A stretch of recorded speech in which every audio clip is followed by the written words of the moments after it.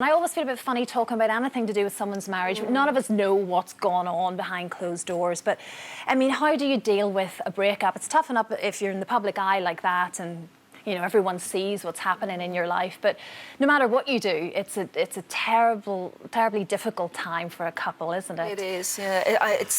I feel so sad for them. And you get this feeling very much from the way the papers are reporting it, and of course that may not be the case, that Ant has more or less made up his mind that the marriage is at an end, but Lisa can't accept that. And if that's true, how extra heartbreaking is that? That's just awful for them. But I went through a very, very public divorce, and it's awful reading you say, I'm never going to look at the papers, and of course they jump out at you.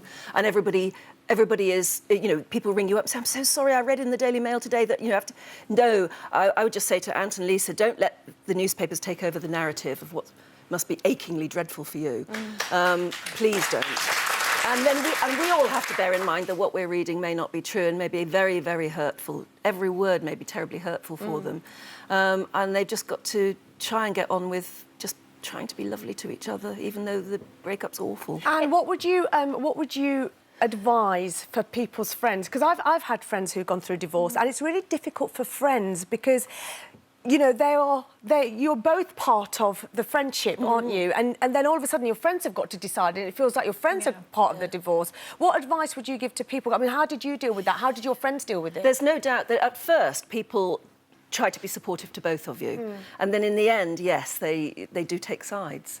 God, and I suppose that's inevitable. So you lose some of your friends, yes, you do, because they tend to side more with the other half, and then you resent that. And then, God help us, sometimes they say something to the press which makes it even worse. Yeah. And it's going to be ghastly for both of them in the next few months, really. I just hope they'll get some privacy. Of course, they won't. I try very hard not.